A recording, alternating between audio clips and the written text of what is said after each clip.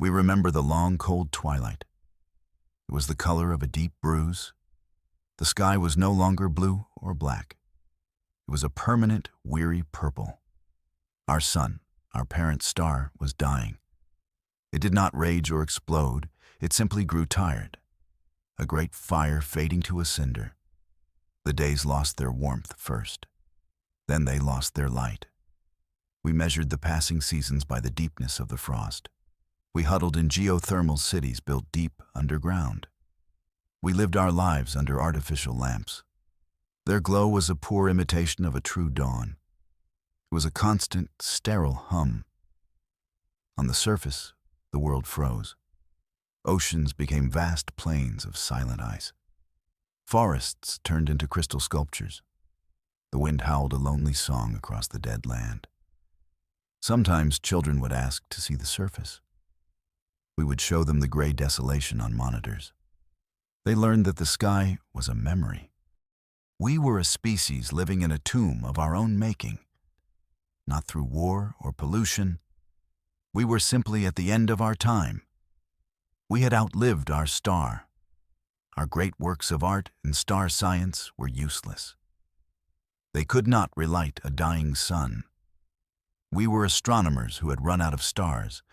Our leaders told us to be strong. They spoke of resilience and hope. But we saw the truth in their tired eyes.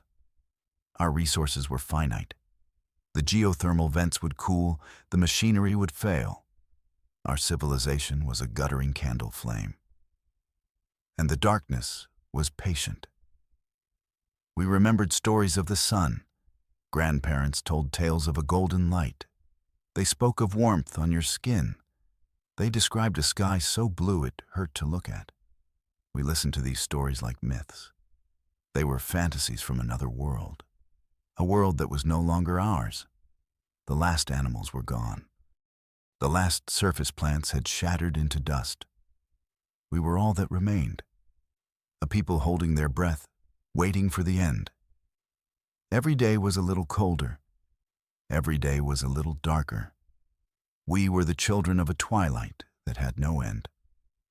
Our greatest failure was not our science. It was our imagination. We could not imagine a way out. We had accepted our fate. We would fade away with our star. A quiet, frozen end to 1 billion years of life. We were wrong. We had not accounted for the void. And then the signal came. It did not arrive with a flash or a sound. It seeped into our deepest sensors. It came from a place we had always ignored. It came from the absolute nothing between the stars. The great empty dark, a place where nothing should exist. Our listening posts were designed to watch other suns. They looked for planets. They listened for radio waves. They scanned for the familiar signs of life. They found only silence.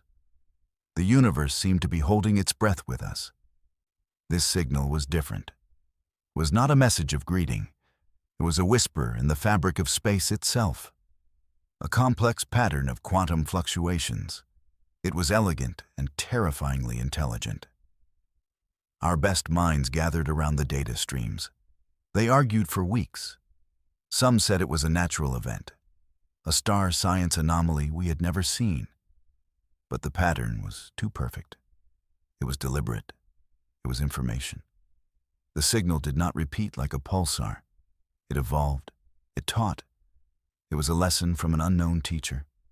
Someone, or something, was sending a blueprint, a schematic for a machine beyond our wildest dreams. We called our global council, the last leaders of our freezing world. They saw the data. They saw the hope it represented. It was a desperate, impossible gamble. We were being offered a key. We did not know what door it would unlock. We did not care. Any door was better than this tomb. The debate was short. We had nothing left to lose. Our world was dying. Our people were fading. This signal was the first new thing to happen in a century. It was a flicker of fire in a universe of ice. We would follow it. We would build the machine. We still wonder who sent it. Was it a benevolent power, a godlike being watching our quiet desperation? Or was it something else? A trickster leaving a loaded weapon on our doorstep? Perhaps it was just a cosmic echo, the last remnant of a race that faced the same choice. We may never know, but we will always be grateful. We called it the light siphon. The name started as a joke among the engineers, a bit of gallows humor for the end of the world. The name stuck. It was a perfect description of its purpose. We were going to siphon light from a distant star. We would drink from a sun that was not our own. Building it took everything we had left. We dismantled our silent cities. We tore down monuments to our past. Every scrap of rare metal, every functioning processor was repurposed. Our geothermal plants were pushed to their limits. We poured all our remaining energy into this one great project. It was the work of a generation. The blueprint from the void was our only guide. It showed us physics we did not understand. It described forces we had only theorized about. We were like children building a God engine from a diagram. We followed the instructions with a kind of religious faith. We had to believe it would work. The siphon took shape in the frozen plains, a great spire of gray metal and crystalline circuits. It pointed toward the heavens like a spear. It was a needle meant to thread the impossible distance between suns. It was a testament to our stubborn refusal to die, our final act of defiance against the cold. Our best engineers and thinkers lived and died at its base. They worked in shielded habitats against the creeping frost. They solved problems that should have been impossible. They improvised. They innovated. They poured their very souls into the metal and wire. They knew this was our only chance. Some said we were fools. They said the signal was a phantom. They claimed we were wasting our last precious energy on a ghost. But what was the alternative? To sit in the dark and wait for the end? We chose to build. We chose to hope. It was a better way to face the darkness. The machine grew for 50 years. A new generation was born in its shadow. They knew nothing but the project. Their lullabies were the sounds of construction. Their playground was the schematic of the siphon. They were the children of the great work. Their destiny was tied to this metal tower. When it was finished, it was magnificent. It pierced the thin, purple sky. It hummed with a power we could barely contain. It was the single greatest achievement of our species, a monument built from desperation and genius. We stood before it in awe, a tool to steal a sun. We were ready. The day of activation was a global holiday. Everyone who could watched, from the deep geothermal shelters to the surface work camps. Every screen showed the control room, the final countdown. We held our collective breath. The fate of our world rested on this single moment. We were about to commit our first great crime. The chief engineer, a woman named Ilara, gave the final command. Her face was calm, but her hand trembled. She had dedicated her entire life to this machine. She pressed the final sequence into the console. The siphon answered. A low hum vibrated through the frozen ground. It grew into a deep, resonant roar. The air around the spire began to shimmer. The purple sky twisted. A point of darkness appeared at the very tip of the siphon. Not just black, but a hole in space itself. A tiny, perfect circle of absolute nothing. The machine was creating a stable wormhole, a tunnel through the universe. We had aimed it at a young, bright star, a yellow dwarf 70 light years away, a star with no planets we could detect. We chose it because we thought it was empty. We thought no one would miss a little of its light. This was our first and most terrible mistake. We were so focused on our own survival. A thread of pure, golden light appeared in the darkness. It shot from the wormhole to the siphon's core. It was the light of a healthy, living star. It was the color of our grandparents' stories. It was raw, untamed power. The siphon shuddered as it absorbed the energy. Then, the light was released. It did not explode. It bloomed. It flowed from the siphon's base across the frozen plains. It filled our sky with a soft, golden glow. The first real dawn our world had seen in centuries. We saw the sun. It was not our sun, but it was beautiful. People poured from the shelters.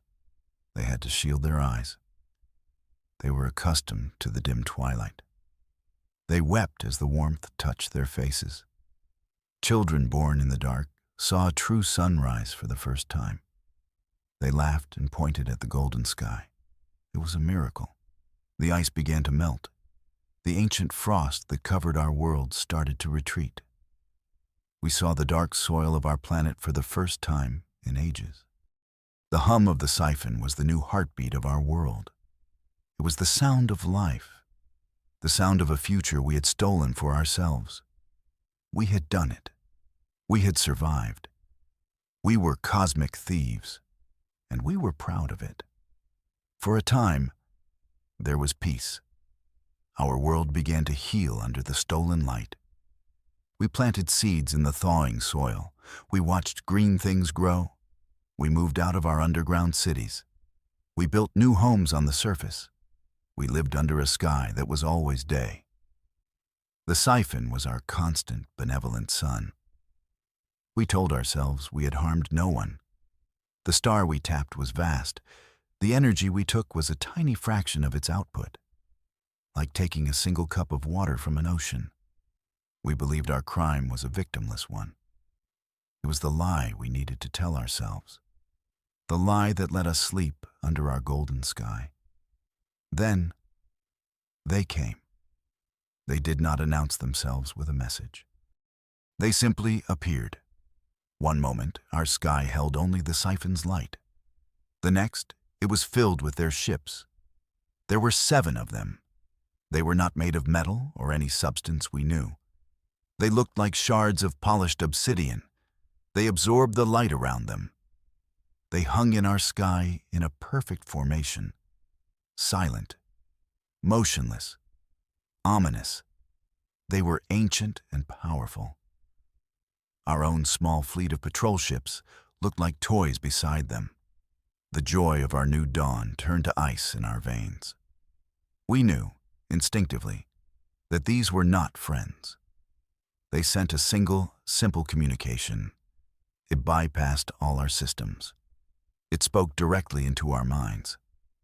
The voice was cold and clear. It was without emotion. It resonated with the weight of ages. It said only one thing: "You are thieves." We tried to respond. Our leaders sent messages of greeting. They asked who they were.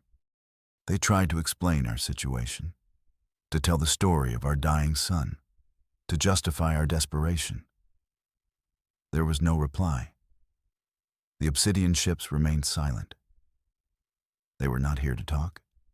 They were here to judge. We called them the Vesper. The name came from the twilight they brought with them. They were the wardens of the stars, the guardians of cosmic balance. We had upset that balance. We had stolen fire from the heavens, and they had come to extinguish it. The panic was immediate. Our brief celebration turned to fear. We had just escaped one extinction. Now we faced another. This one was not a slow, cold fading. This one had a face. It had a voice. And it was very, very angry. We had never considered this. We never thought anyone was watching. The Vesper did not attack. They did something far worse. They showed us the truth. A beam of information flowed from their lead ship. It was not an image on a screen. It was a vision forced into every mind on our planet. We were all forced to see. We saw the star we had tapped. The vision took us there. across 70 light-years in an instant. We saw the yellow sun. Our siphon was a tiny, invisible drain upon it. From a distance, nothing seemed wrong, but the Vesper took us closer. They showed us the planets orbiting that sun. There were 8 of them. Our sensors had missed them. They were small and rocky. 4 of those planets were inhabited. They were not home to star-faring civilizations. They were young worlds, worlds teeming with primitive life. On one, reptilian creatures were just learning to use tools. On another, silicon life forms grew in crystalline forests. 2 others were ocean worlds. Their seas were full of complex, intelligent beings. These worlds were warmed by their sun. Their life depended on its steady, constant light. And we were stealing it. The amount was small, but it was enough. The Vesper showed us the consequences. They showed us the slight dimming of the sun. We saw the impact on those developing worlds.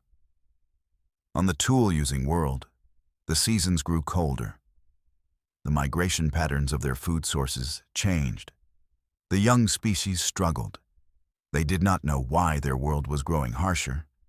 They only knew hunger and cold, a creeping chill they could not fight. In the crystalline forests, the delicate life forms began to fracture. Their growth was tied to specific frequencies of light. Our siphon altered that light just enough to be poison. We saw their beautiful structures crumble into dust, a silent, glittering death we had caused from across the galaxy. In the ocean worlds, the great sea creatures grew confused. Their ancient instincts were tied to the sun's energy. The slight change disrupted their breeding cycles. It cooled the currents that carried their food. We saw them starving in the deep, their slow, graceful dances turning into desperate searches for warmth. The vision ended. We were left in silence under our stolen sun. Its golden light no longer felt like a blessing. It felt like a curse. Every ray of warmth on our skin was stolen from those struggling worlds. Our survival was the cause of their slow extinction. We were monsters. The cold voice of the Vesper spoke in our minds once more. You have broken the first law. You have taken the lifeblood of a system. You have inflicted your own fate upon the innocent.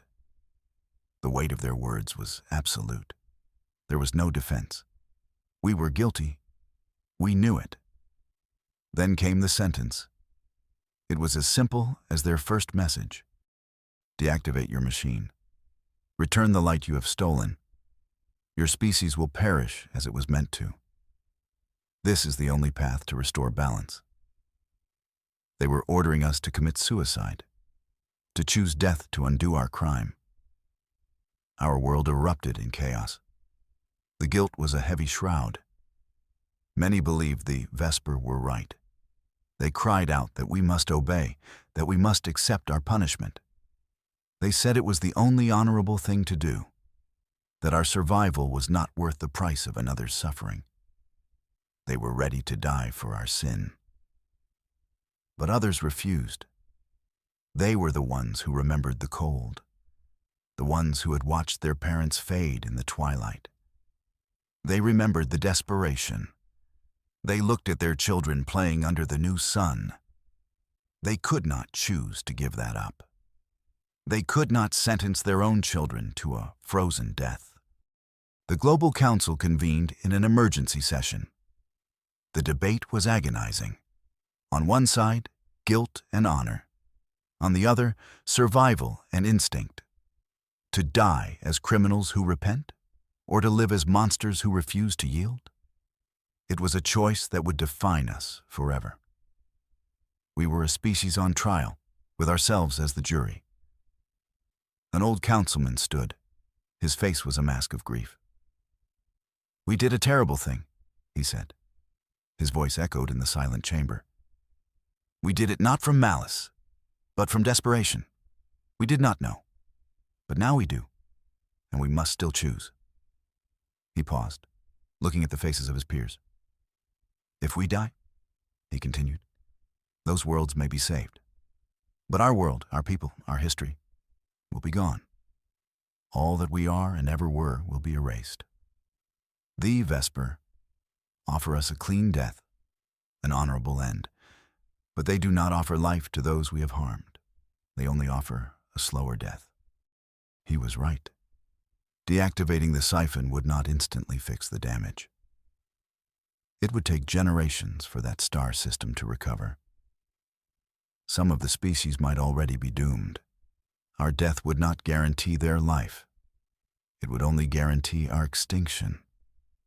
It was a cold, hard piece of star science. And so the choice was made. It was not made with pride. It was made with a heavy heart, a heart full of sorrow and defiance. We would not go quietly back into the dark. We had stolen our dawn, and we would fight to keep it. We had already committed a great crime for survival. We would commit another. Our response to the Vesper was not words. It was an action. Our small defense fleet moved. They did not attack the massive obsidian ships. That would be foolish. Instead, they moved to form a shield around the light siphon. A thin, pathetic line of defiance. It was a message. The siphon was ours. The light was ours. The cold voice in our minds returned. This time, it held something new. A trace of surprise, or perhaps just annoyance. You choose defiance. You choose to continue your crime. You choose war. It was not a question. It was a statement of fact. A declaration. We had made our choice. We were no longer just thieves. We were rebels. We were a species that looked at the judgment of the gods and refused. The golden light of our stolen sun seemed to grow brighter. It was no longer the light of a gentle dawn. It was the fire of a coming war.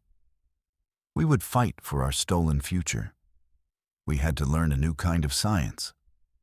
The science of war. Our light siphon was a tool of life. It was designed to gather and distribute energy. Now we had to turn it into a weapon. Our best minds returned to the schematics. They looked for ways to weaponize the light, to turn our lifeline into a sword. The Vesper gave us time. They did not attack immediately. Perhaps they thought we would reconsider, or perhaps their ways were simply slow and deliberate. They remained in our sky like black moons, a constant reminder of the battle to come. Their presence was a psychological weapon. But it gave us the chance we needed. Our engineers worked feverishly. They found that the siphon could do more than create a gentle dawn. It could focus the stolen light. It could concentrate the energy of a star into a single, devastating beam. It was a delicate and dangerous process. One miscalculation could cause the siphon to overload. It could destroy our world from the inside out. We built smaller, mobile versions of the siphon. We called them lances. They were crude compared to the great machine, but they were our only hope. Our factories, reawakened by the new energy, churned them out. Our new army was not one of soldiers with rifles. It was an army of technicians and engineers. An army that wielded beams of pure starlight. We practiced in the dead spaces of our solar system. We fired beams at asteroids. The results were terrifying and exhilarating. A lance could vaporize a mountain of rock in an instant. The light was a silent, perfect weapon. It traveled instantly. There was no dodging it. We were sharpening our stolen hope into a razor's edge. This was a strange time. We were a people of builders, not fighters. We had to learn the cold math of combat. We studied the Vesper's ships. Their obsidian hulls seemed to absorb all energy. Our conventional weapons were useless. But the concentrated starlight of our lances, that was new. It was a power they might not expect. We felt a grim sense of purpose. The guilt was still there. We knew we were the villains in this story. But when you are fighting for your child's right to live, villainy seems like a reasonable price. We would be the monsters they thought we were. We would show them what a desperate species could do. The Vesper fleet numbered 7 ships. We had thousands of small, automated lances. We had the great siphon itself. And we had our home ground advantage. They thought us primitive. They saw us as thieves caught in the act. They did not see the ingenuity born of utter desperation. It was the one thing our dying son had taught us well. We knew how to survive. We found it by mistake, a complete and total accident. It arrived without fanfare, no cosmic trumpet blast, just a quiet little flicker on a deep space sensor. The signal was a whisper from an impossible distance. It came from a lonely corner of the sky we had ignored for centuries. The technician on duty almost missed it. He was on his 3rd cup of terrible station coffee. He was probably thinking about his lunch break. The alert was tiny, a single flag on a screen full of cosmic noise. But it was persistent. The signal repeated every 97 hours. It was a perfect, rhythmic pulse. It wasn't natural. Nature is chaotic and messy. This was clean, deliberate. It was a heartbeat in the void, and it was calling to us. We spent months just trying to understand the source. Our telescopes saw nothing special, just another yellow dwarf star. We named it Kilo 773, a boring name for a boring star. The signal itself was the only mystery. It carried no obvious message. It was pure structure, a mathematical key without a lock. The usual arguments followed. Months of them, in fact. Committees were formed. Experts debated endlessly. Some said it was a pulsar with strange properties. Others claimed it was an equipment malfunction. A few brave souls whispered another word, alien. They were laughed out of the room, at least for a little while. The laughter stopped when we pointed the new array at it. The gravitic array was our newest toy. It didn't look for light or radio waves. It looked for the shape of space itself. It saw the universe in bends and curves. And when it looked at Kilo 773, it saw the chains. The star was not alone. It was wrapped in something immense. The first readings were dismissed as errors. The scale was simply too large to be believed. But the data kept coming in. We triple-checked every system. We reran every diagnostic. The result was always the same. Immense structures were orbiting that distant star. They were blocking its light in a way we had never seen. This was not a planet. This was not a dust cloud. It was architecture. The signal was not a message. It was a byproduct. It was the hum of an engine the size of a solar system. The flicker was the exhaust of a civilization far beyond our own. We had been staring at their porch light all this time. We had finally understood we were not alone. We were just very, very far down the street from the neighbors, and their house was much, much bigger than ours. Our next step was obvious. We had to see it for ourselves. We had to get a closer look. So we built the probes. We called them the Echo series. They were the fastest things humanity had ever created. Each probe was a marvel of engineering. A tiny needle designed to cross an ocean of stars. They were equipped with our best sensors. They carried our hopes on tiny fusion drives. The launch was a global event. For the first time, everyone on Earth looked up at the same sky. They watched the same fiery trails ascend into the night. We were sending our eyes ahead of us. We were sending messengers into the great unknown. The probes accelerated for months. They reached a significant fraction of light speed. Then they went dark for the long coast. The wait was agonizing. Years passed. Generations of scientists grew old watching the mission clock. Children who saw the launch grew up and had children of their own. The world kept turning. Wars were fought and peace was made. But humanity never forgot the Echo probes. We waited for a sign, for a picture worth 1,000 worlds. Then, one day, the first signal came back. It was faint, stretched thin by the journey. We held our collective breath as the data streamed in. The first download corrupted 3 mainframes. Our best tech just gave up trying to process it. The information density was too high. The files were too complex for our systems to even comprehend. We had to build new machines just to look at the pictures. When the first image finally resolved, the world went silent. It was not a photograph. It was a revelation. We saw structures that dwarfed our own sun. We saw great rings of metal and light.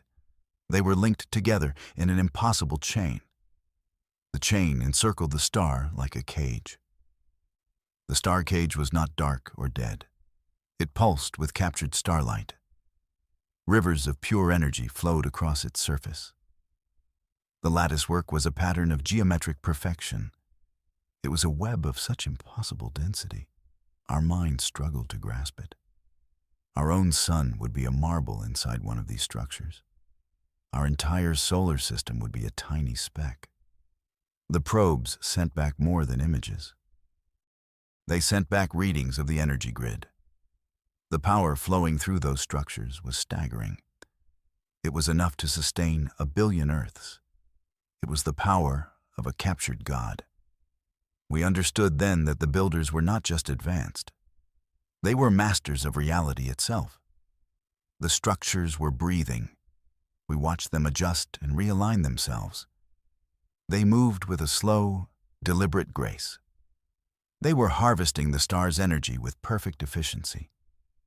There was no waste, no pollution, just a silent, continuous act of cosmic engineering. It was beautiful, and it was terrifying. Our star science had told us such things might be possible. But seeing it was different. It was like a child's drawing of a monster coming to life. The images were broadcast on every screen.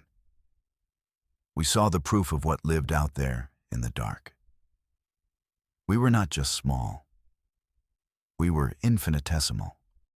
The silence from the system felt less like emptiness and more like patience. The discovery changed us forever. It was the greatest shock in human history. The knowledge that we were not the universe's only children, and not even the brightest. Old hatred suddenly seemed very small. National borders looked like lines drawn in the sand. What was the point of fighting over a single grain of sand when a whole beach lay waiting? Humanity united under a single banner. We created the Expeditionary Council. It was a massive undertaking. The greatest cooperative project we had ever attempted. We knew we had to go there. We had to learn. We had to understand the beings who could build such wonders. The question of whether they were friendly was secondary. We simply had to know. We became a species of builders again. The shipyards on Earth, on Mars, and in orbit roared to life. We designed a new kind of vessel. They were not warships. We were not foolish enough to think we could fight the builders of star cages. These ships were mobile universities. They were libraries, labs, and lifeboats all in one. They were built for one purpose, to learn their secrets. We built a fleet of 9 ships, each one named for a pioneer of human thought. The Newton, the Curie, the Galileo. At the head of the fleet was the flagship. We called it the Seeker. It was the largest craft we had ever assembled, a city in space carrying our best and brightest. Scientists, engineers, diplomats, and artists. Thousands of people volunteered from every nation. The selection process was grueling. We needed the most stable, the most brilliant minds we had. The crew of the Seeker represented all of us. They were our ambassadors to the impossible. They carried our message of peace. They carried our unending curiosity. The journey would take years, even with our best drives. The crew would live their lives aboard the ships. They trained endlessly for every scenario we could imagine. We prepared for a silent welcome. We prepared for a hostile one. We even prepared for the possibility of finding nothing but ruins. A great tomb floating in space. That was the one scenario no one truly believed. Those structures were alive. We watched them go. Once again, the world looked to the sky. We saw our tiny fleet gather in high orbit, 9 points of light against the black. They were our courage made manifest. They were our answer to the great silence. They ignited their drives and vanished into the deep. They were on their way to Kilo 773. They were on their way to meet the Elder Ones. The final jump was a moment of profound transition. One instant, we were in the familiar blackness of deep space. The next, we were there. Our ships emerged into a light that was utterly alien. The system of the star cages was not dark. The ambient light from the structures bathed everything in a soft, golden glow. The silence was the first thing we noticed. An absolute, profound quiet. Our sensors detected no radio waves, no transmissions, no chatter of a civilization. There was only the low, steady hum of the cages themselves. It was the sound of power at rest. It felt like walking into a cathedral of a sleeping god. The scale of it was even more overwhelming in person. The probe images had not done it justice. We had to crane our necks to see the top of the nearest ring from the ship's bridge. The star cages pulsed with ancient energy. They were a soft, rhythmic beat in the heart of the system. We saw the star they contained. It looked like a candle inside a lantern of immense complexity. We were trespassers in a place of immense power. The pews were empty, but we felt as if we were being watched. Every sensor we had was active. Every crew member was at their post. Our fleet drifted slowly toward the inner ring. The captain's voice was steady on the comms, but we could hear the tension underneath his calm orders. We were a fleet of tiny boats floating next to a mountain range. The sheer arrogance of our journey hit us then. Who were we to approach such beings? What could we possibly have to offer them? We spent 3 days just observing. We cataloged everything we could: the energy patterns, the subtle shifts in the structures, the movement of light across their surfaces. We found no docks, no hangar bays, no sign of any ships like our own. The entire system was one seamless, monolithic creation. It was perfect, and it was closed. There were no signs of life as we understood it. No cities, no traffic, no waste heat from populations. There was just the machinery. The majestic, silent machinery. Maybe the builders were long gone. Maybe this was all that was left of them. An automated celestial engine running on momentum alone. It was a comforting thought. It was also a cowardly one. We knew it wasn't true. On the 4th day, the council reached a decision. We had come all this way. We had to try to make contact.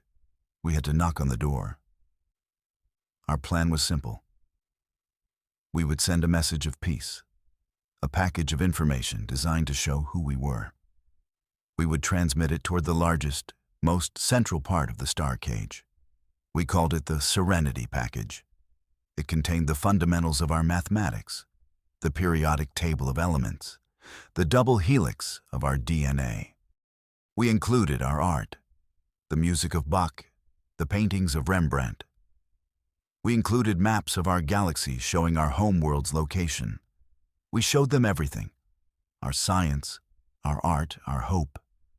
We sent it on a focused beam of light. Then we waited. The bridge of the seeker was silent.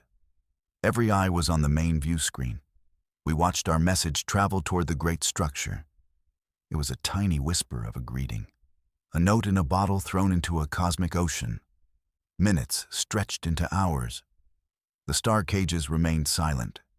They continued their slow, rhythmic pulse. Unchanged, uncaring, our hopes began to fade. Maybe there was no one home to receive the message. Or maybe they simply did not care. A child shouting at a mountain gets no reply. We felt a collective wave of disappointment. We had come so far. We had bet everything on this moment. And the universe had met us with indifference. Then, something changed. A section of the central structure shimmered. It wasn't a mechanical change. No doors opened, no lights flashed. The very fabric of the structure seemed to melt. It swirled like liquid metal. From the shimmering heart of the star cage, something detached itself. It was not a ship. It was a presence. It did not fly. It simply arrived. One moment it was part of the structure millions of kilometers away. The next, it was there. It hung in space before our fleet. Our sensors screamed in protest. They tried to make sense of its shape, and they failed. It was a being of impossible geometry. Its edges shifted and folded in on themselves. It was a tear in the fabric of what was real. We stared in utter, terrified awe. This was the answer to our message.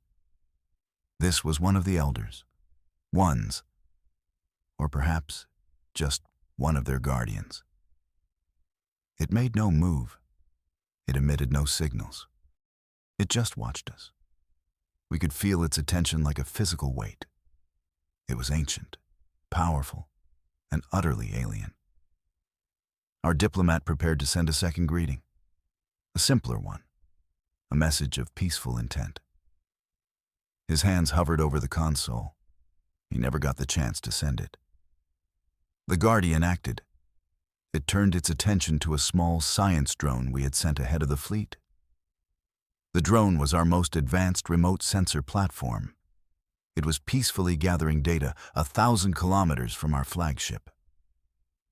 The Guardian did not fire a weapon. It did not launch a missile. It simply looked at the drone. For a single heart-stopping second, nothing happened. Then the drone ceased to exist. It did not explode in a flash of fire and shrapnel. There was no light. There was no sound. It was simply gone. One moment it was there, a solid piece of human engineering. The next, there was only empty space. The space where the drone had been was perfect.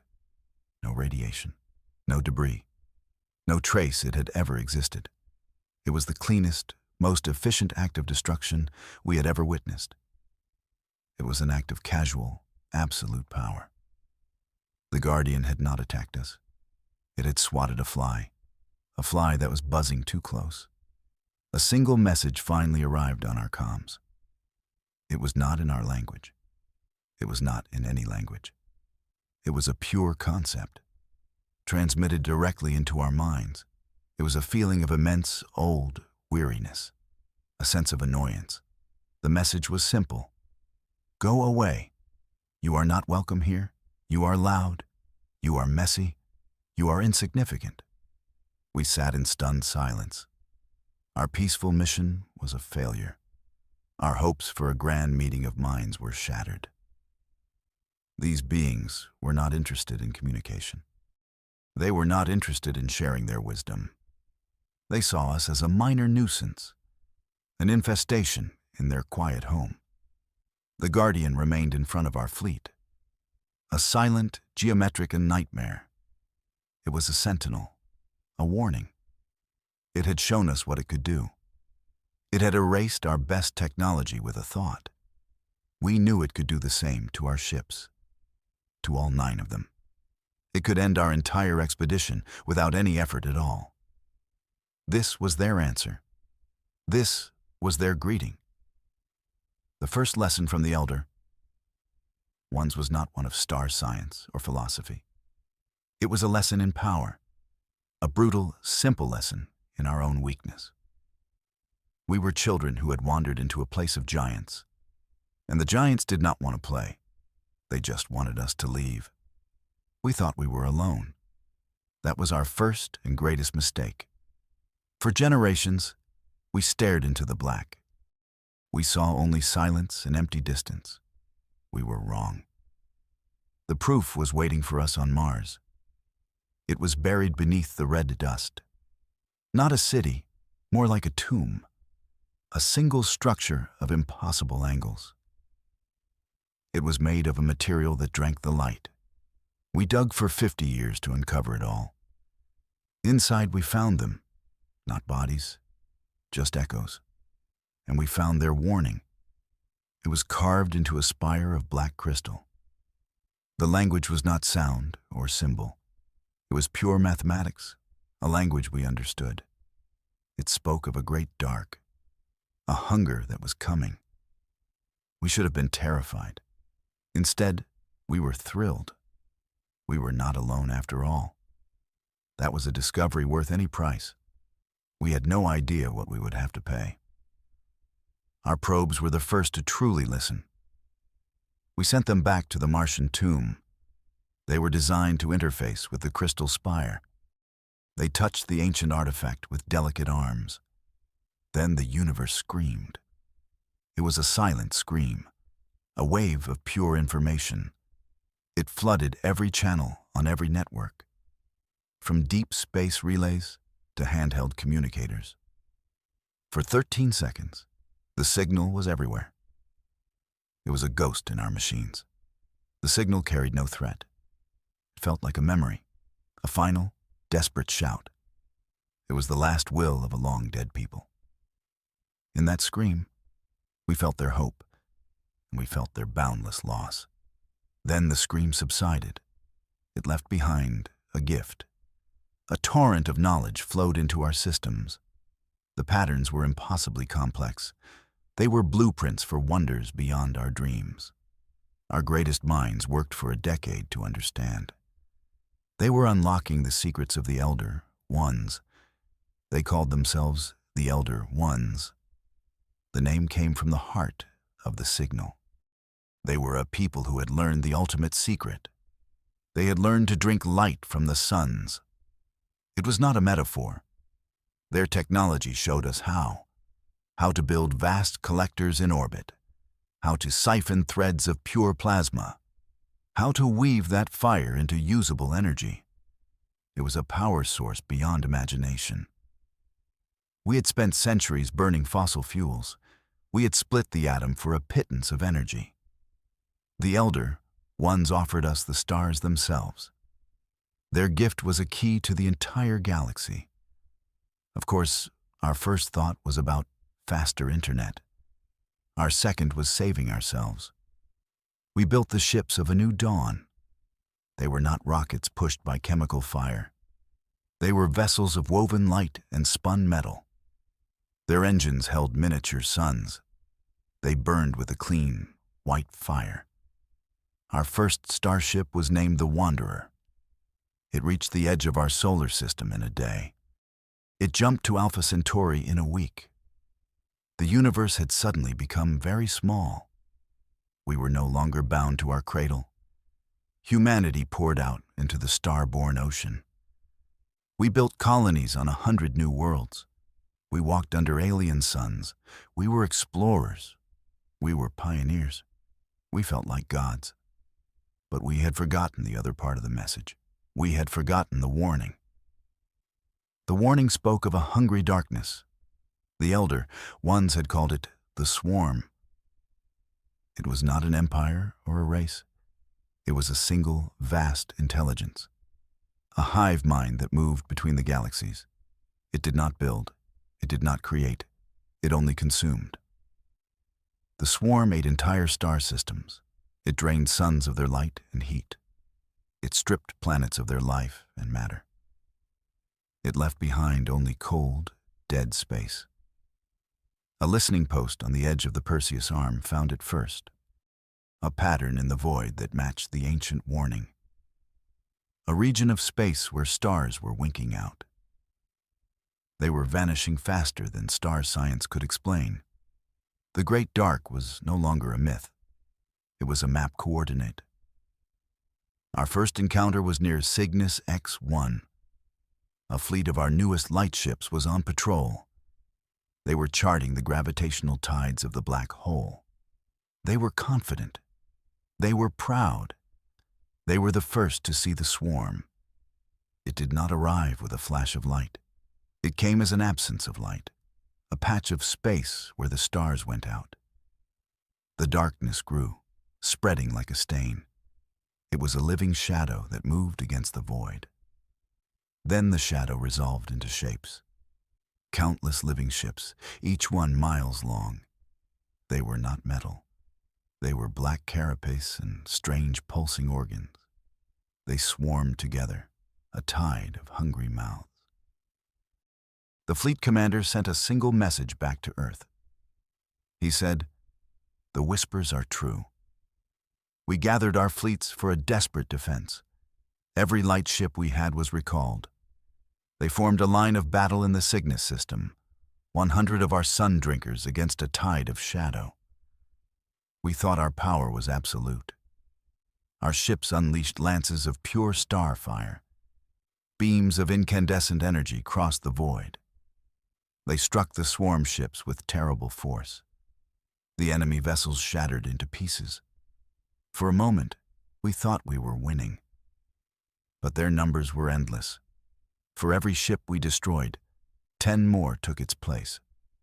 They moved with a singular, terrifying purpose. They did not seem to feel pain or fear.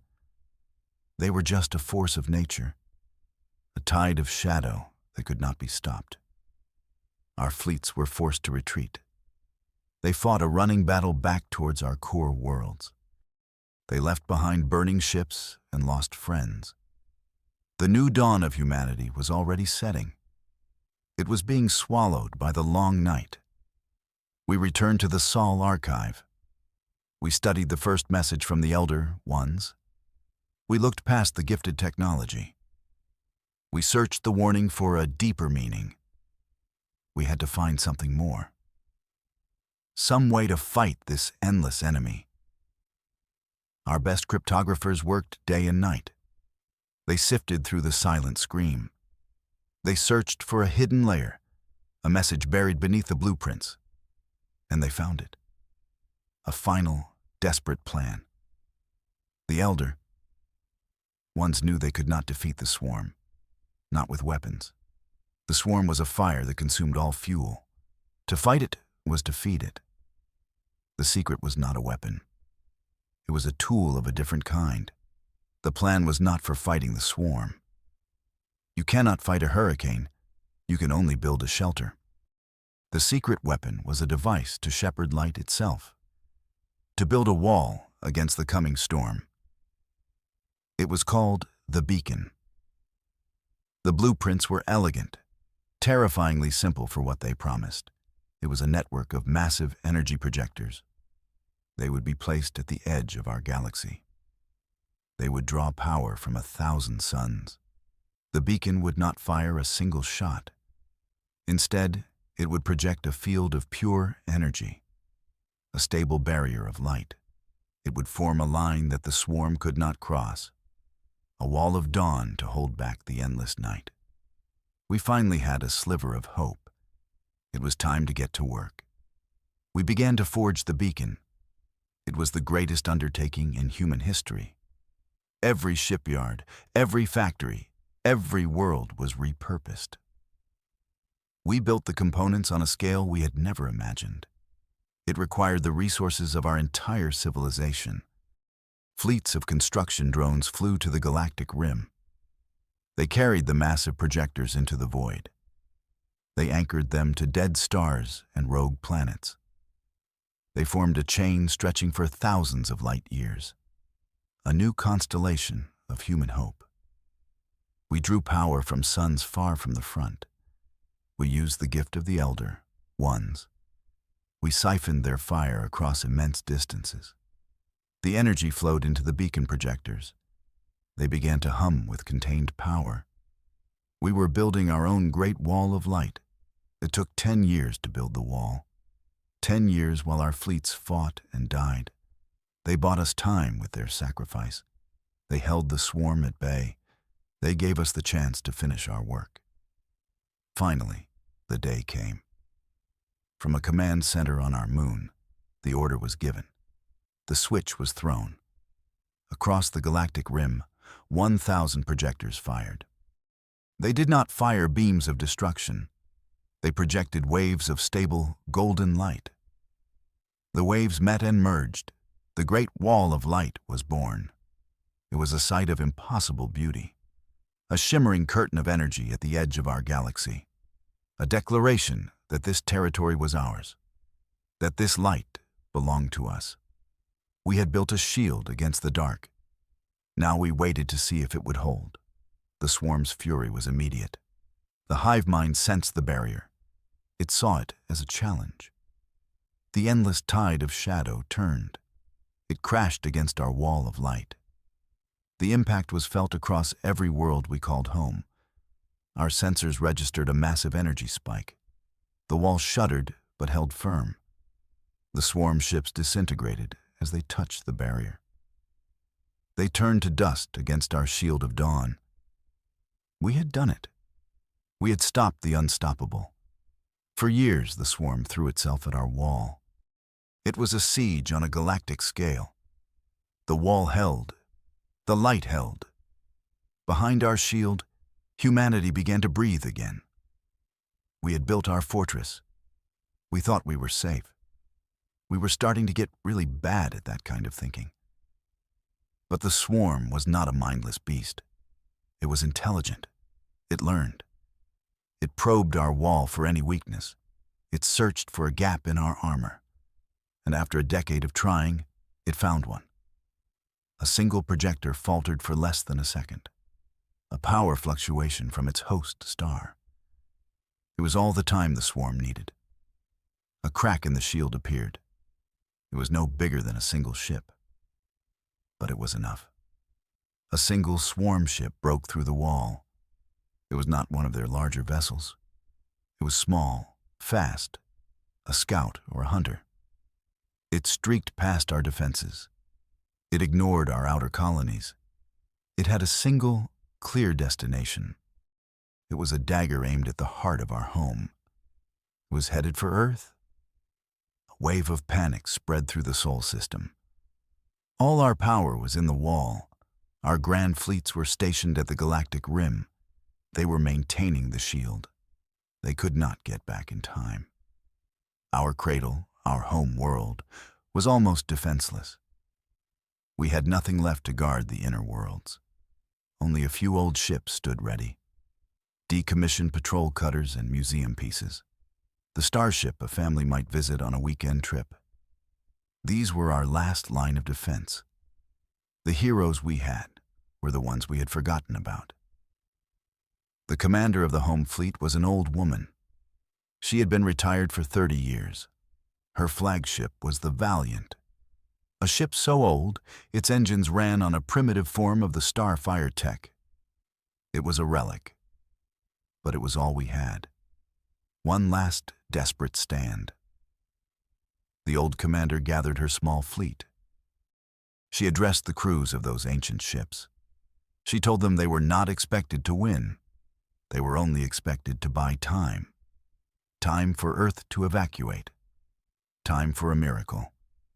As the lone swarm ship approached, a new message arrived. It did not come from our fleet command. It came from the Sol archive, from the same team that found the beacon blueprints. They had dug deeper into the message of the Elder Ones. They had found one final secret. The final message was not a blueprint. It was a history, a story. It told us the Elder Ones had faced the swarm before, in their own galaxy, long ago. Their fleets had been shattered, their worlds consumed. They had built their own wall of light. But their wall had also failed. The swarm had broken through. The Elder Ones faced the same choice we did now: annihilation or something else. They chose something else. They did not flee. They did not die. They became one with the light. The technology to drink light from the suns had another purpose. It was not just for power. It could change the user. It could merge a consciousness with pure energy. The Elder Ones had not run from the darkness.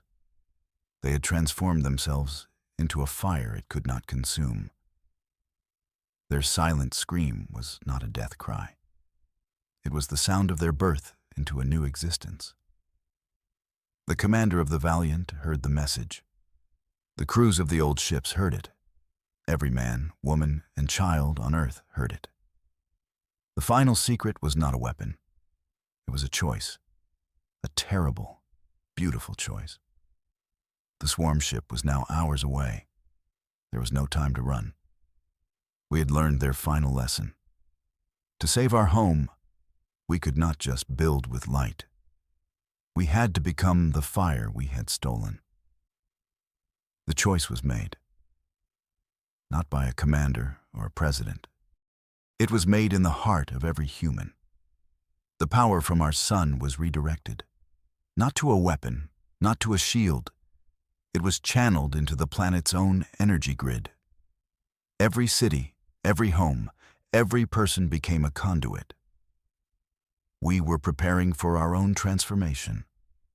The commander of the Valiant gave her last order. Her small fleet did not attack the swarm ship. They turned to face our sun. They opened their reactors.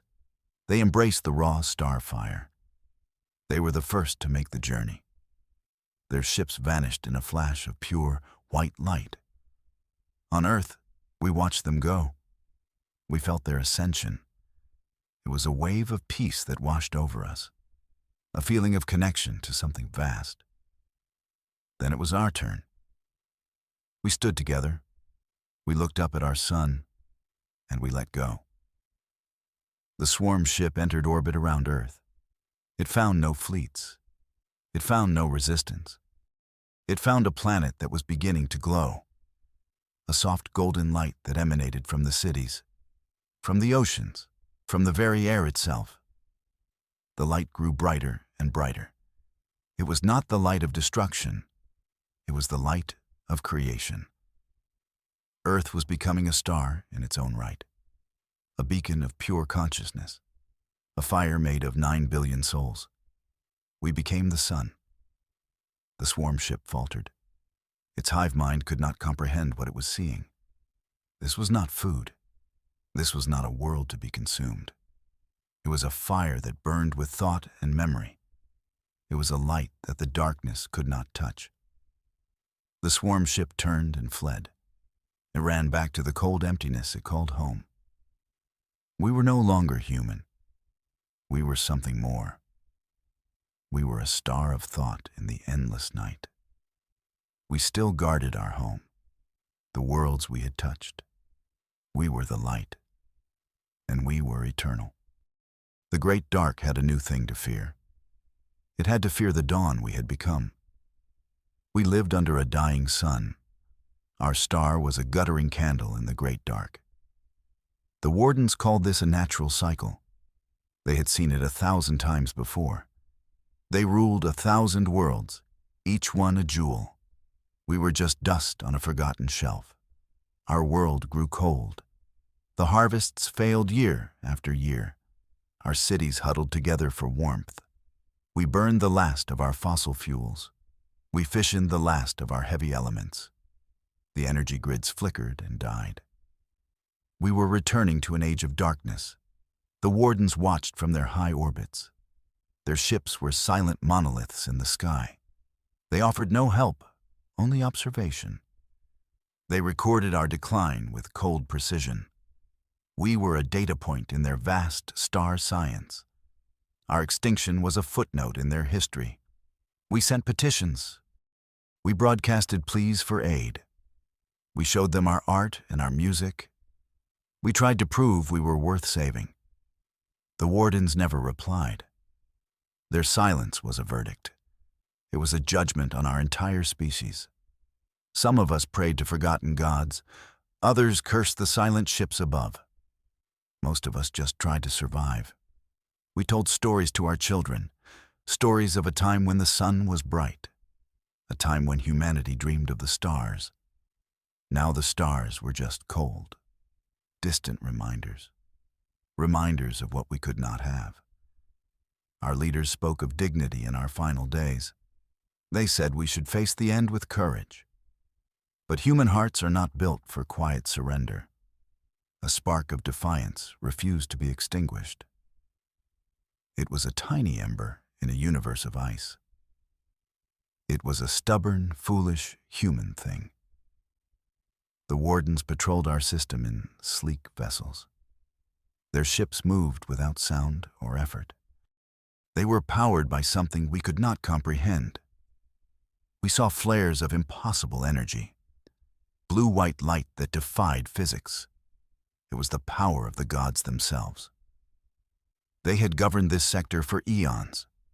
They were not cruel masters, just indifferent. Cruelty requires a certain level of interest. We did not merit their interest.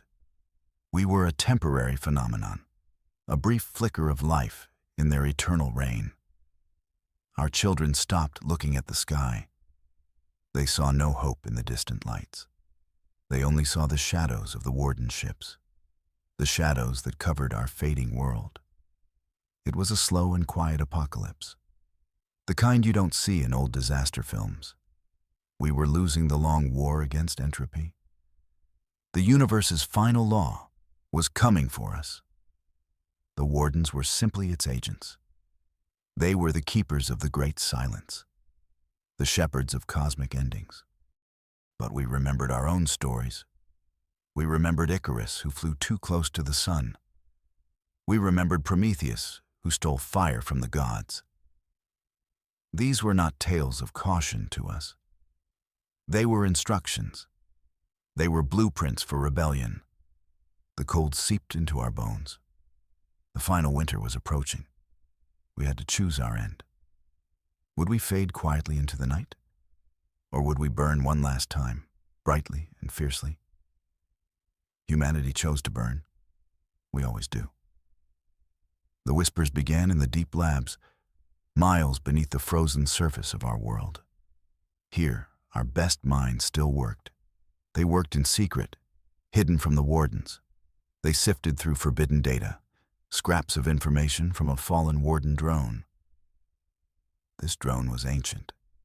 It had crashed in our polar region centuries ago. We had studied it for generations. Most of its systems were dark matter to us. Its core technology was beyond our grasp. But we found a fragment of a star chart, a map leading to a place of power. The place was called the Heart of the Hegemony. It was the central power source for the wardens. It fueled their 1,000 worlds. It powered their silent, untouchable fleets. The drone's data was incomplete, corrupted, but it gave us a glimpse of the impossible. It described a core of pure, creative energy, a nexus of star-born force. The wardens did not create it. They had found it and built their empire around it. They were its guardians, its jailers. They called it the font of all light. Our greatest thinkers gathered in the darkness. They were the architects of our last desperate hope. Engineers, physicists, and dreamers. They looked at the fragmented data. They saw not a fool's errand. They saw a chance, 1 in a billion. The plan they forged was breathtaking in its audacity. It was not a plan of war or negotiation. It was a plan of theft. Grand theft, starlight. We were going to steal the warden's heart. We were going to rob the gods. Some called it madness. Everyone agreed. It was the most human idea we ever had. When faced with total extinction, We decided to commit a cosmic felony. It was so beautifully, wonderfully insane. We couldn't help but laugh through our tears. We would either save ourselves or go out in a blaze of glory. The architects worked tirelessly. They modeled the Heart's containment field. They simulated the Warden patrol routes. They reverse-engineered what little they could. Every calculation was a prayer. Every equation was a protest against the dying of the light. We needed a key to unlock their sacred vault. A ship that could do the impossible. A vessel that could slip through the cracks of reality. A ghost that could walk unseen in the halls of power. And so, the project began. The forging of our single, desperate key. Humanity, for the first time in a century, had a purpose. We stopped fighting over scraps. We stopped mourning our slow demise. We focused on a single, unified goal. We would build a vessel of impossible hope, a ship to carry our defiance to the stars. The whispers became a plan. The plan became a blueprint. The blueprint became our new scripture. We were no longer dying. We were preparing for the greatest heist in history. We were going to steal a star. We told ourselves it was for survival, a necessary act to save our people. But deep down, we knew it was more. It was about pride. It was about refusing to be a footnote. The Wardens thought us insignificant. We were about to become very, very significant. We built the ship in the hollowed-out heart of a dead moon, far from the prying eyes of the Wardens. We called her the Prometheus. It was the only name that fit. She was our firebringer, our declaration of independence. Every last resource we had went into her creation. We melted down our monuments for their alloys. We stripped our last orbiting stations for their wiring. We poured the dregs of our civilization into this one vessel. She was a patchwork of desperation and genius. Her hull was not made of metal alone. It was woven with metamaterials. Alloys that could bend light and sensor waves. She was designed to be a hole in the universe, a patch of nothingness that could move. She was our ghost ship. Her engines were not conventional drives. They did not burn fuel or split atoms. They folded space, just for a microsecond at a time. A series of tiny, controlled leaps. From the outside, she would seem to flicker. A trick of the light, nothing more. The architects called it a stutter drive. It was unreliable. It was dangerous. It put incredible strain on the ship's frame. But it was silent. It left no energy trail for the Wardens to follow. It was the engine of a thief. Our best and brightest formed her crew, a handful of men and women, each one a master of their field. The captain was a woman named Elara. She had been a deep space explorer, back when we still had deep space to explore. She had nerves of cold-fused steel. The navigator was an old man named Kyle. He could see the universe in numbers. He understood the broken Warden star charts. He could plot a course through chaos itself. He claimed the stutter drive spoke to him. We weren't sure if he was joking. Then there was the engineer, Jax, a young prodigy who practically built the drive himself. He treated the Prometheus like his own child. He slept in the engine room. He whispered encouragements to its reactor core. He was brilliant and probably a little unhinged. Just what we needed. The day of the launch was a silent affair. No crowds, no speeches, no fanfare. Just the quiet hum of the stutter drive warming up. We watched on secret monitors from our deep labs. Our entire world held its breath. Our hopes rested on that single, dark ship. The Prometheus detached from her moorings. She did not roar to life.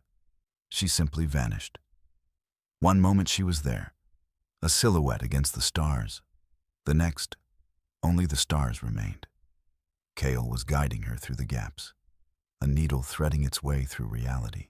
She was our single desperate key, forged in darkness and aimed at the heart of an empire. We did not know if she would succeed. The odds were astronomically against us. But for the first time in generations, we had hope. A fragile, terrifying, beautiful hope. We had thrown our stone at the giants. Now we waited for the echo. The journey of the Prometheus was a silent nightmare. The stutter drive was a bucking bronco. It threw the ship across unseen dimensions. The crew lived on adrenaline and nutrient paste. Every stutter jump was a gamble with physics. Kale guided them through the warden's domain. He followed the ghost signals from the ancient drone.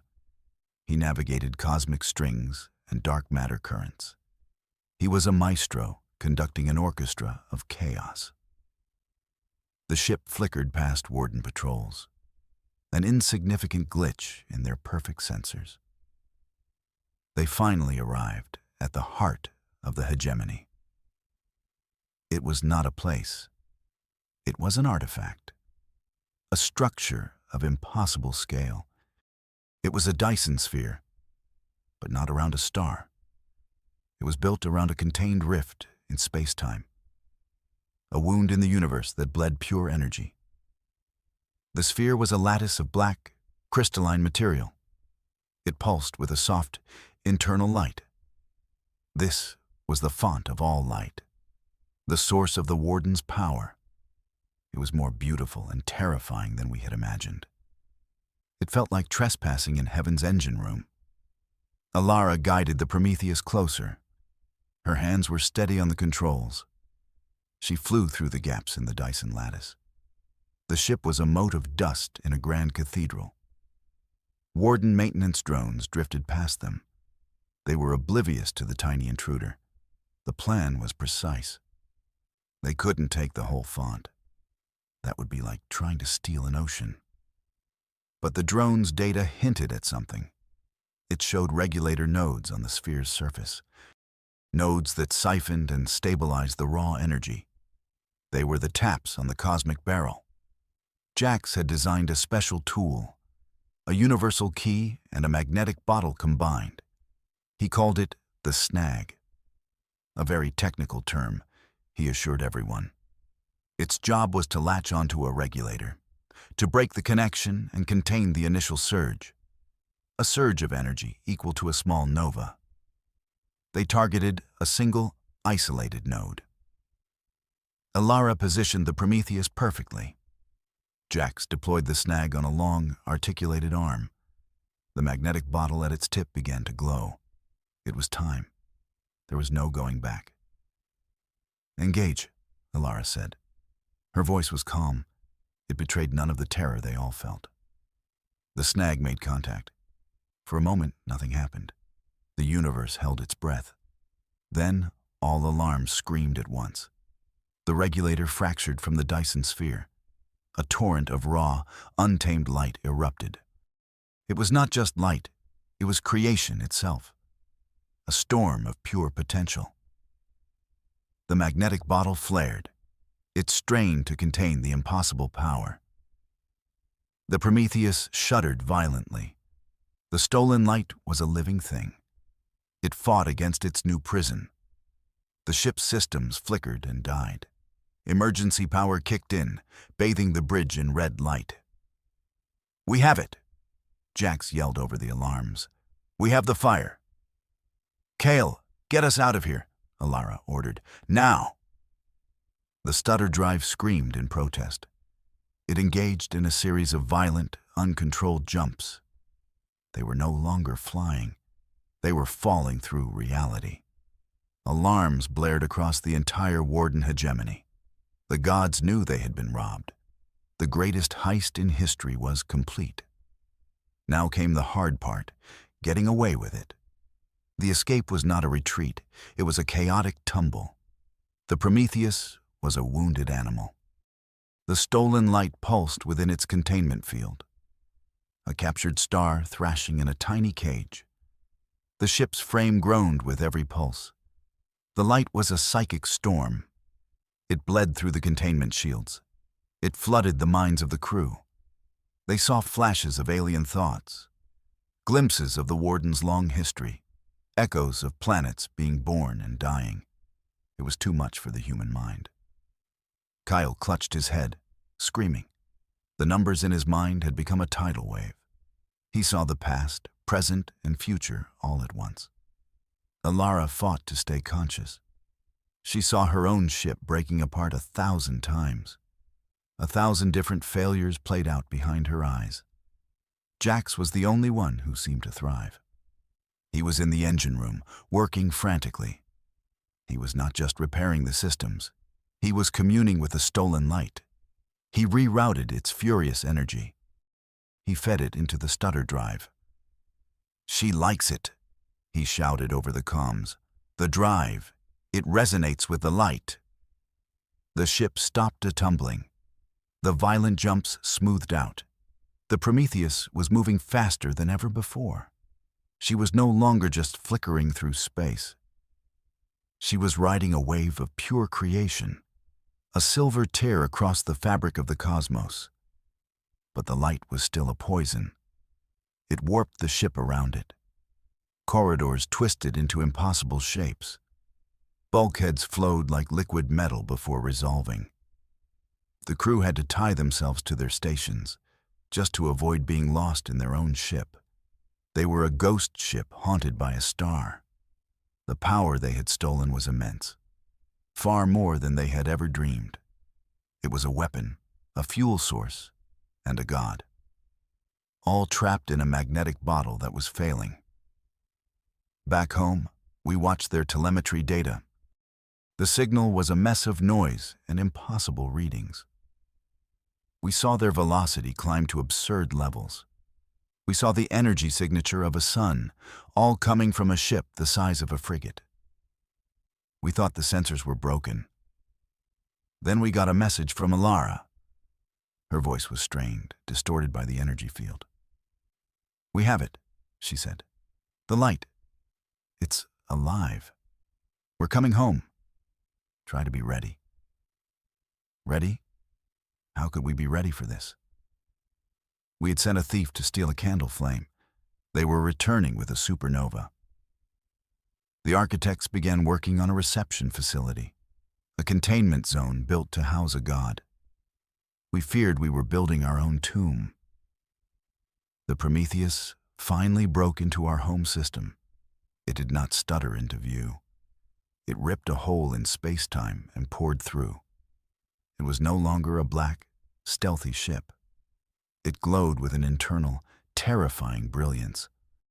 It was a star-born herald of a new age, an age of fire and unknown consequences. The wardens were right behind them.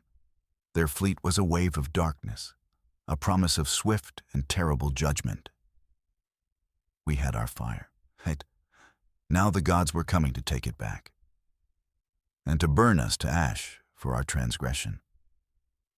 The Prometheus returned to us as a beacon, a bleeding sun in our cold, dark sky. We guided it to the hastily built containment cradle. It was a massive dock, shielded with everything we had. It sat in the empty orbit of our former moon. Docking was a terrifying process. The ship's light lashed out in solar flares. It warped the station's structure with gravitational tides. Jax had to bleed the power carefully. He vented plumes of raw energy into space. Our sky lit up with artificial auroras. Once docked, the light was still a raging storm. The containment field on the Prometheus was failing. We had to transfer the power source. We moved it to the station's core, a much larger and more stable magnetic prison. We hoped it would be enough. The transfer was the most dangerous thing we had ever done. It was like trying to pour a lightning storm from one glass to another. For 3 days, the station screamed. The light fought us at every turn. It pulsed with rage and confusion. But inside that storm, we felt something else. It was not mindless fury. There was a rhythm to its pulses, a pattern in the psychic chaos. It was not just lashing out. It was trying to communicate. It was speaking a language of pure energy. Our best cryptographers joined the architects. They stopped treating the light as a power source. They began treating it as an entity. They analyzed the energy fluctuations, the psychic echoes, the gravitational waves. They were looking for a grammar in the chaos. Kale was invaluable. His mind, broken and remade by the light, could see the patterns. He translated the raw data into something we could understand. He called it the language of starlight, a language not of words, but of creation itself. We started to respond, not with words, but with our own energy fields. We modulated the containment field's frequency. We sent back pulses of focused energy. We were trying to soothe the captured nova. We were trying to say we were not its enemies. Slowly, painstakingly, the storm began to calm. The violent outbursts became less frequent.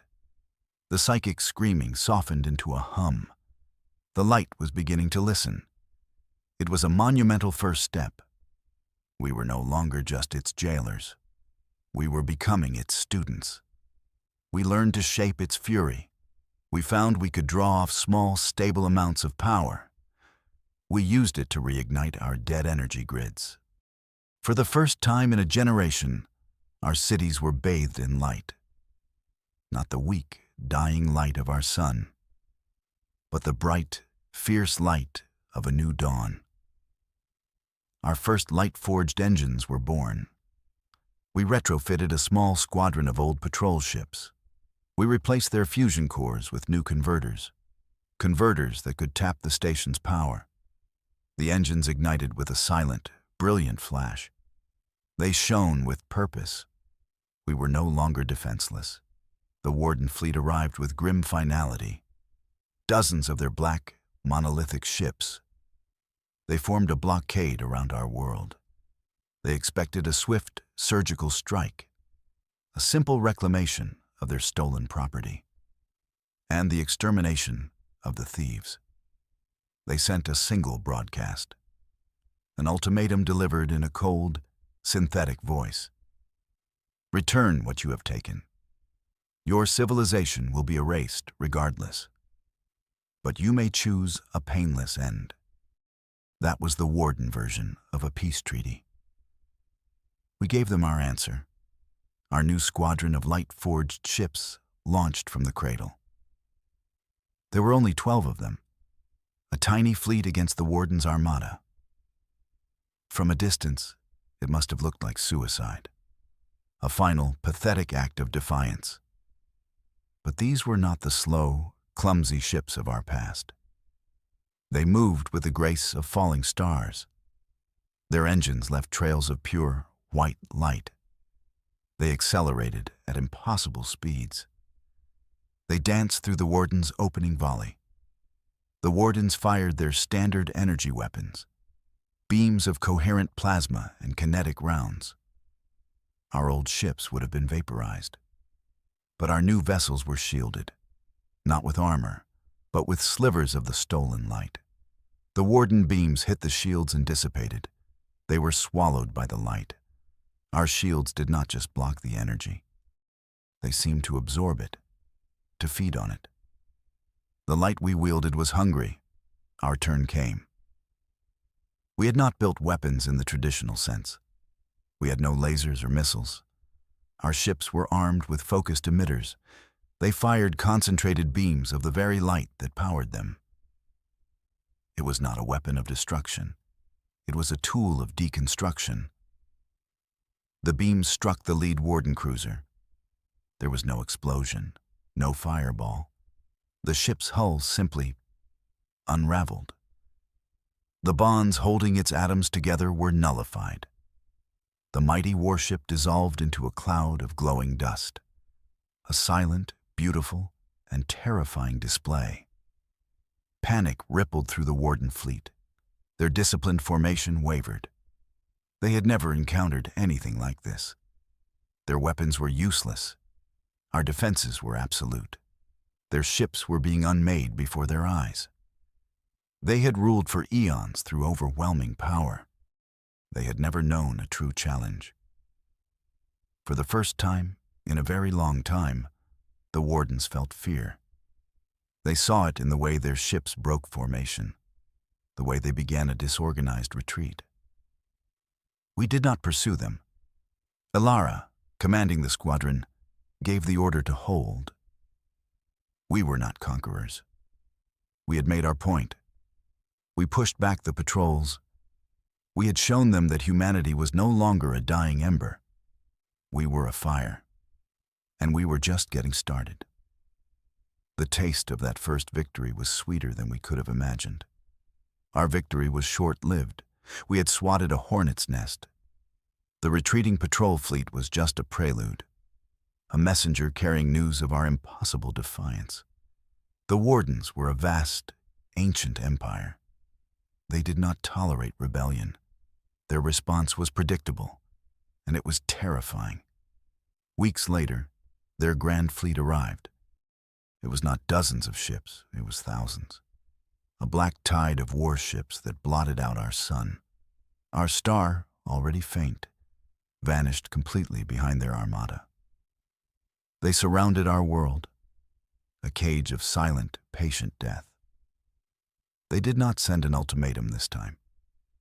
There would be no more negotiation, no more offers of a painless end.